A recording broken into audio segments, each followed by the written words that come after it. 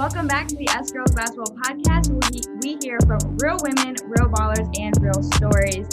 Today, we have a really special guest, Sydney Buck, on the podcast today, and I'm just really pumped to kind of hear her story on the basketball court, but also off the basketball court, and choosing a career outside of basketball, but still remaining in the sport. So I think that's really cool, really exciting, and we're really pumped to have her on here. So hey, Sydney, how you doing?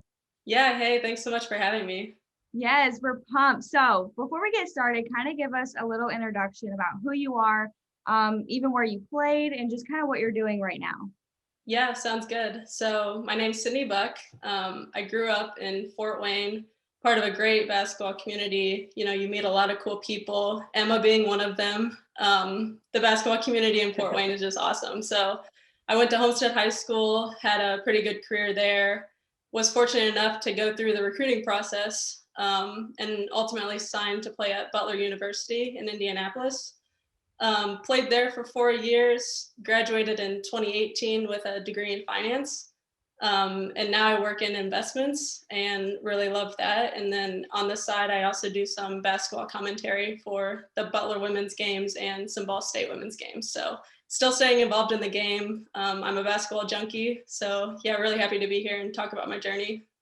That's awesome. Well, we're super pumped and just to hear more about you and your story and just what makes you you. But with that being said, let's go ahead and ask the question we ask every guest on this podcast. And that is, what is the biggest piece of advice you would give your younger basketball self?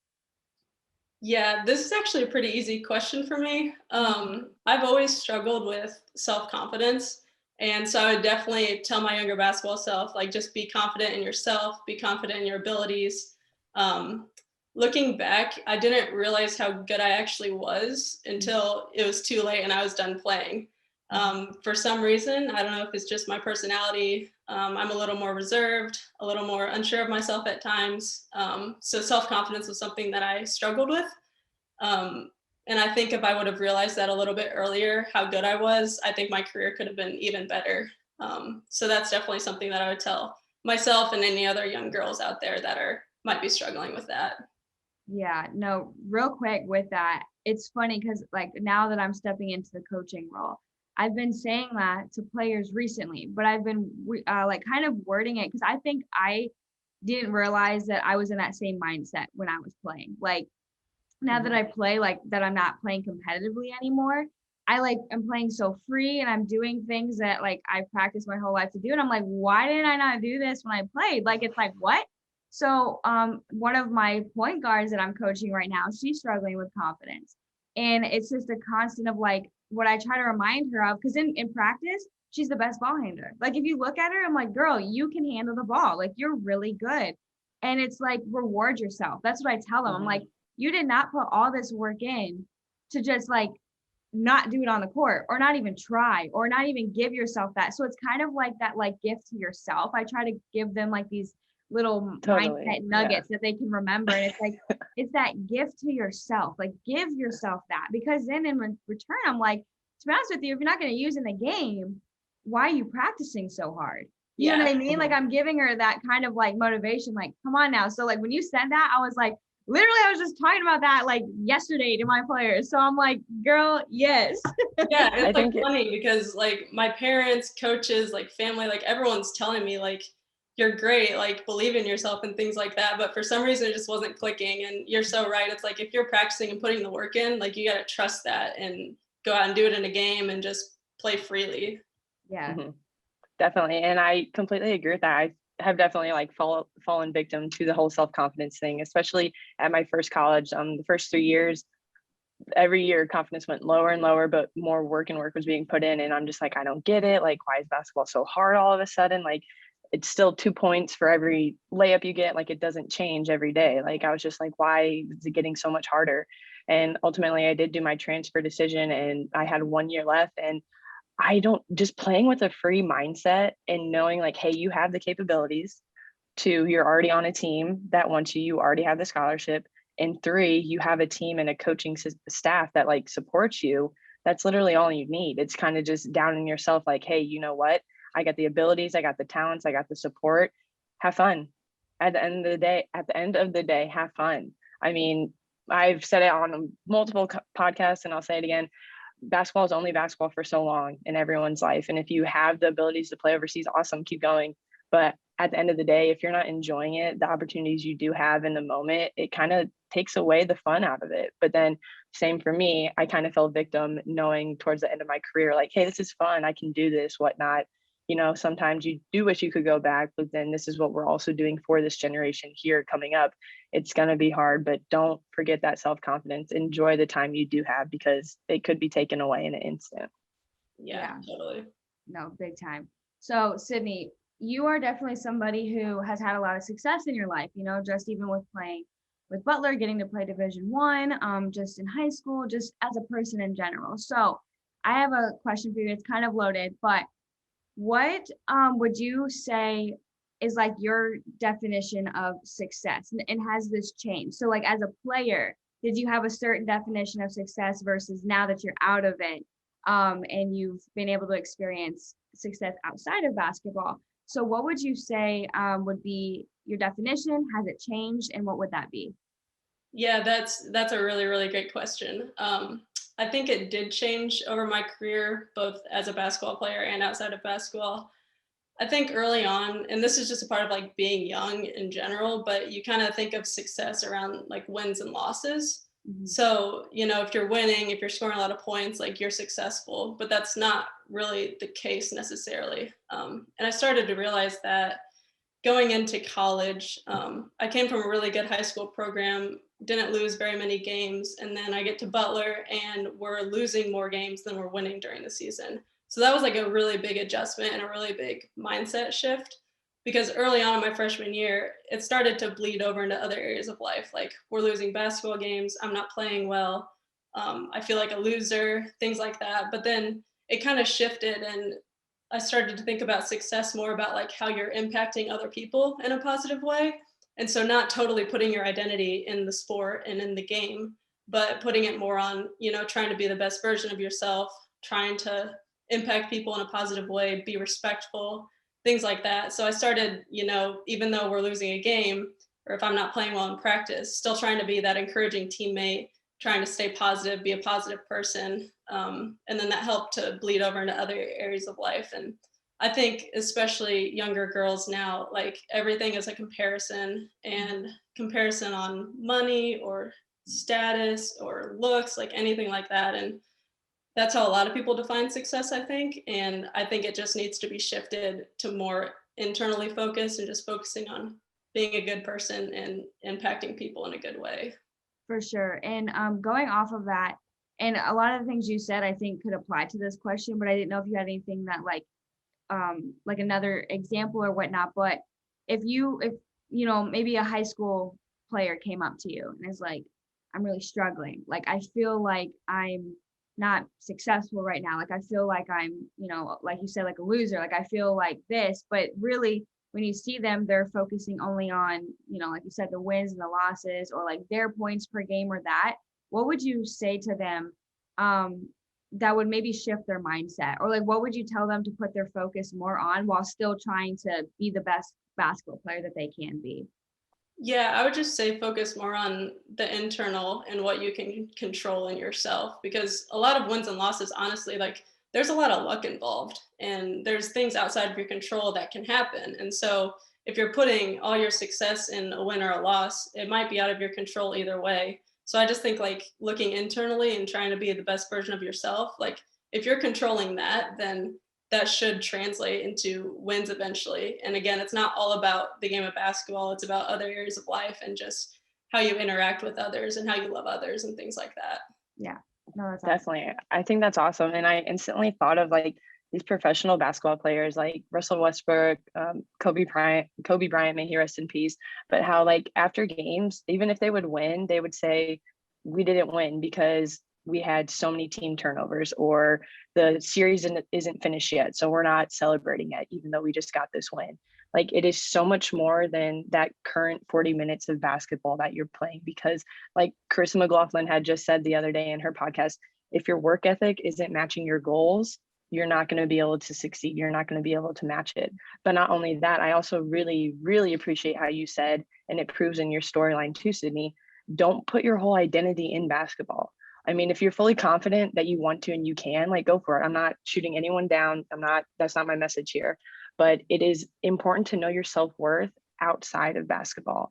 It's important to know the abilities and capabilities you have as a human being outside of the game of basketball. Because after that 40 minutes is up, that 1 hour game is done. How long are you going to be moping around about missing that layup or hitting that shot? I mean, I don't know about you, but usually after the game, I go out to eat. I might hang out with friends. I might have to work the next day. So you only have that basketball mindset of being in that game and in that moment for so long. But being able to capitalize outside of it and say, hey, maybe I didn't have a good attitude in this game. Let's transfer it outside the game. Let's have a better attitude. Let's work on that. And next thing you know, you start playing better. Everyone starts playing better. The team starts acting different. And it's just, I'm a big person on vibes. And if you can get the vibes to shift one way or another, it can either go good, it can go bad, but a lot of good things can follow if you put it in the right direction. For sure. Yeah, totally agreed. Yeah, I always tell people too, like with the identity thing, and like it's the same with success, it's the same with everything, is like don't put your identity in something that can be taken away from you.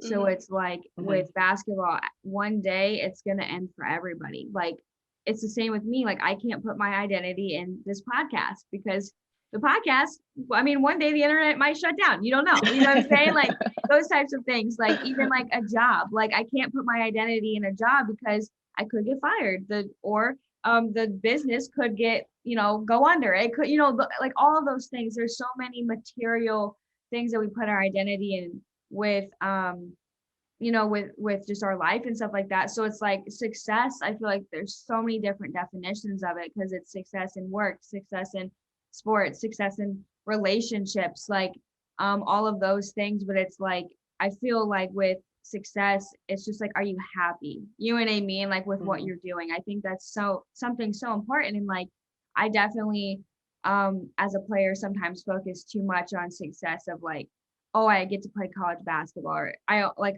or, oh, we won this game, or, oh, we did this and this, but like, am I really happy though right now?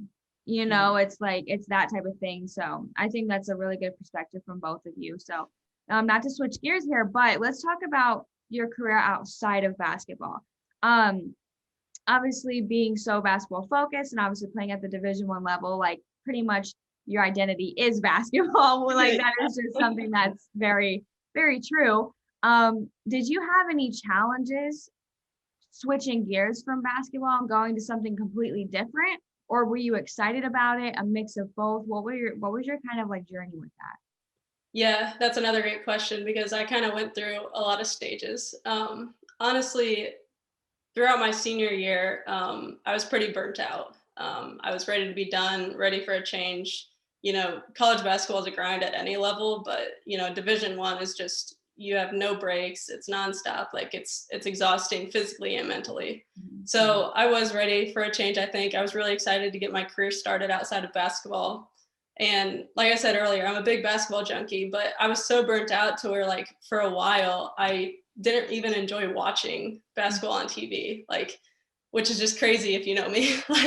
So eventually I did get over that and started to miss playing and miss being involved in the game. And so we'll get into this later, I'm sure, but I'm still involved in the game in a few ways. But even going into college throughout the recruiting process, I knew, like we talked about this earlier, like the ball is going to stop bouncing. Basketball isn't the end game for me. So I was really focusing on the quality of the school and the quality of the education because I knew I would need to do something outside of basketball eventually. So that was the focus through the recruiting process. That way, when senior year ended and I graduated, I was ready to move on to the next phase in life. And I definitely in the job market, employers love college athletes. Like they know you can work hard, you have drive, you can communicate, you have leadership qualities. Like there's just a whole bunch of good traits that translate over into really anything that you want to do. So it's a great experience and stuff, but definitely take that and throw it into whatever you want to do for a career. Yeah, I think awesome. yeah, totally. I think it's really cool how you also thought realistically when it came to your recruiting process. And I know I've said this on a few podcasts, and Jay knows, I remember having a conversation with my dad, and he said going into college during the process of recruiting, he goes, I hope you know, you're good at basketball, but you only got 4 years left. Like, you're not going pro, you're not going overseas. And I'm like, Dad, I get it, thanks. But I realized that too. I was like, okay, then boom, it's time to lock in for 4 years academically, realistically. Like, what do I want to study? This is my chance to actually focus on a field I want to study, something I want to get into once I'm done with this basketball world. And I think that's awesome that you are able to willingly admit that and be confident about that and know, like, hey, like, I had a 4-year plan that I made 4 years ago. So when I knew this day would come, like, I was ready for it. And you definitely are. You're succeeding off the court, even still staying connected, which is amazing, honestly.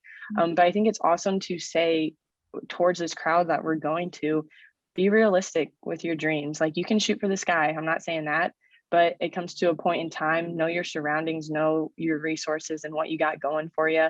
Make a realistic plan, because the last thing we want kids to do nowadays, which it might be with all the hype, all the social media, is some people might get their dreams up too high. And we don't want these kids to have their dreams crushed and then the love of the game is gone, because there is going to be good, there is going to be bad, but if it comes with a realistic mindset, things can be achieved. You can overcome your obstacles, but being real and honest with yourself and your journey is a huge step in having a successful journey, which ultimately you did that and you planned that as a high school senior. And knowing your family and your support system, I know Steve was your dad. He was really involved in it. Love him. Great man. Yeah. So that's awesome to know that you had a foundation supporting you 4 years ago, to know, like, hey, your goal is 4 years from now, you're going to take this work ethic and you're still going to succeed in whatever you go in. I think that's awesome. Yeah, it's yeah, have you guys watched like Last Chance U? I'm like obsessed with that. Yes. So it's like how everybody on that, like more the football side, but like everybody's like, I'm making it to NFL. Like everybody says that. And it's like, I'm glad that you have that goal.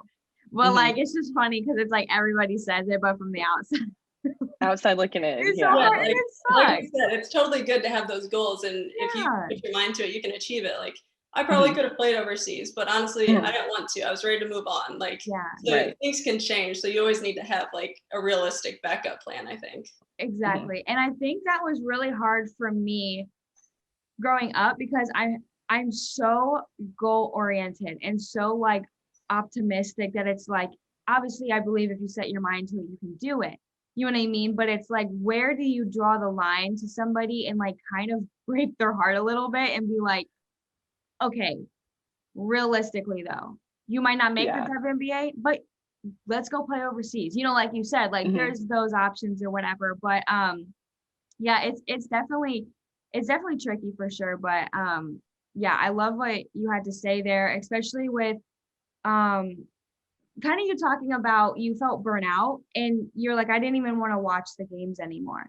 Like, to me, I experienced that as well. And I kind of want whoever's listening to this, I want you to understand, like, whatever you love, it's okay to be burnt out of. You know what I mean? It's okay to kind of feel like I need to take a step back, because actually, I don't want you to get burnt out. You know what I mean? I want you to be realistic and be like, okay, let's take a step back so I don't get burnt out. Because like, you know, Sydney, we talked offline, like I literally just like wasn't with basketball at all for like probably a good year and a half, like whatever. But I will say, for the people who still love basketball, who are still like wanting to be involved in the game, there's other routes. Like, look at even just like us, for example, we'll get into your story here in a second, Sydney, but like we're doing a podcast right now about basketball. Like, I'm coaching, like I'm doing like other stuff on the side with basketball. I mean, I know Emma's still, you know, around the game, and obviously Sydney will get into yours. So it's like, you still can have the game around you. It just might not be you actually dribbling the ball or like playing. So keep an open mind with that type of stuff, to all of you who are listening to this. But let's go in really, Sydney, real quick. Let's talk about you commentating games and college games. So like, kind of take us through. That's really cool. Like, I don't think I've actually talked to anybody who actually does that and whatnot. I think that's cool. So how did you get into being a part of, like, you know, you said Butler and some of Ball State's games? How did you get into that? Yeah, so it's really cool. After graduation, I was out for a year, and the Butler sports information director reached out and was like, "Hey, we're looking for a color analyst for women's games. Would you be interested? You know, we're looking for former players, high basketball IQ, things like that." And I was like, honestly, at first I was like, there's no way I can do this. Like super nervous, like way out of my comfort zone. But I thought about it and I was like, this might be like a once in a lifetime thing. I'll give it a try. If I'm good at it, then let's keep it going. So I did, I think 2 games that first season and was a little rusty, but kind of shook the rust off and got pretty good at it, I think. So I was doing Butler games for, I think I've done 3 seasons now. Really enjoy it. And then this past season, I got connected with a guy at Ball State to do some of their women's games as well. It's a lot of fun. I really enjoy it. It's a great way to stay connected to the game. I love putting my analyst hat on and being able to like break down plays and talk about players and tell their stories, stay connected with the coaches and things like that. So I really enjoy it. I don't think I'll ever do it full time, but it's an awesome side gig for sure. That's so fun. And you That's so mentioned something cool. really quick about being almost like, I don't think I can do this. You know what I mean? Like, whatever. What would you say to somebody who is dealing with that right now? Like, there's a really amazing opportunity in front of them, but they're kind of in a little bit of self-doubt and like, is this for me? Is this whatever? What would you say to them to kind of push them to take that step and try it? Yeah, I mean, the biggest thing for me, like we talked about earlier, is just the self-confidence thing. So I really try to push myself out of my comfort zone now because I want to try to get better at that and get over that. I would say what I was thinking about was they're asking me for a reason. So if they're asking me, like they think I can do it and they believe in me, so why not give it a try? They're not expecting perfection on the first few games, but if I stick with it, I can keep getting better. And I mean, now people say I'm good at it. It's mostly my parents and my fiance, so they kind of have to do that. But like I said, I just really enjoy it. So if you just like take the plunge, you never know, like it could be a blast. And if you do it a few times and don't like it, then you don't have to do it anymore, just move on. So Right. yeah. I think that's amazing because ultimately that's kind of like how I went with my transfer process. So I was at my school for 3 years, but I always had this hometown coach at Indiana Tech, Coach Jessie Biggs, love her to death. She would reach out like every summer and just say like, hey, like, how are you doing? How's your season going? Like, I'm your biggest fan, blah, blah. If you ever want to place here or you want to stay home, like, you're welcome here. And I would always say, thank you so much. Thank you for all the support. And it got to the point where I did end up going. And I remember being face to face, having that conversation with her. And I said, you saw potential in me for over 3 years, and I wasn't even your player. You saw something in me that maybe I didn't show confidently in myself, but you knew I had that potential. And I feel like them reaching out to you saying, like, hey, we know you got good IQ. We know you're a good player. We know you know the game of basketball. Here's an opportunity because we see potential. And trust me, like I was freaking out too when even though I had this support, I was like, I got these standards now. Like, what if I don't uphold them or whatnot? And next thing you know, like I'm failing. I'm not getting drills right because I'm new and these people have been here for 3-4 years now. It's the fact that someone sees your potential and is willing to go out on a limb and give you an opportunity. If you can, like, which I'm sure you grasped that idea, saying like, hey, someone sees something in me. I feel like that's an opportunity you just have to take, win or lose, like regardless if it's good or bad, which turned out great for you, turned out good for me. That's awesome. But it's that belief in humanity almost that someone else sees something good in you, someone else sees something you can succeed at and wants to give you a chance. And I totally agree with you. Like, try it. Why not? The biggest thing you could do is be good at it or be bad at it, and you learn either way. And I think it's really cool because you're already seasons in. You didn't say no after the first couple of games. Yeah. I don't know about you, but that sounds like a big confidence boost to me. So Yeah. I think that's really cool. You saw something to push you out of your comfort zone, but still you had confidence in what you knew. So you were okay with going that route. And I think it worked out great for you. It's still working out for you. Who knows? You might turn it into a full-time job. I don't know. Yeah, who But knows? Honestly, it's like the other thing, like you don't want to look back and have regrets. Like I didn't want to look back and say, man, what if I would have tried that? Like it would have been cool. So, just step in and try stuff. And I mean, it's not the end of the world if it doesn't work out, just move on to the next thing. Exactly. So we Exactly. might see you on ESPN one day, maybe. maybe. Who knows?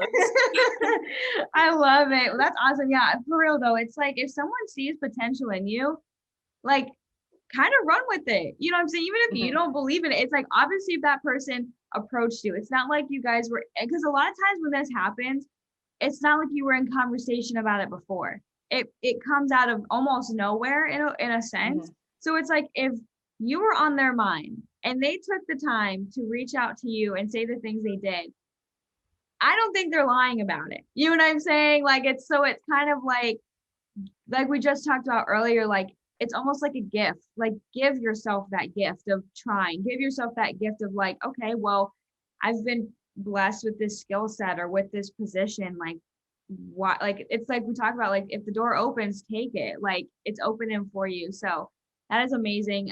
Sydney, before we kind of head off here, is there anything else you'd like to say?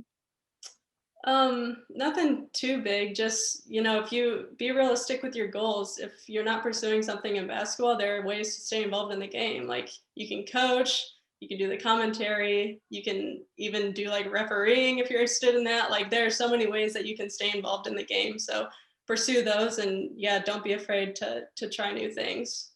That's awesome. And yeah, Sydney, oh yeah, go ahead. I do have a quick question for you. Yeah. Do you have like a commentary like introduction that you say when you start a game? I don't. So I do the color, and I do it usually with a play-by-play guy, and the play-by-play guy is the guy who like introduces everything and like does most of the talking, and then I just kind of like sneak in here and there.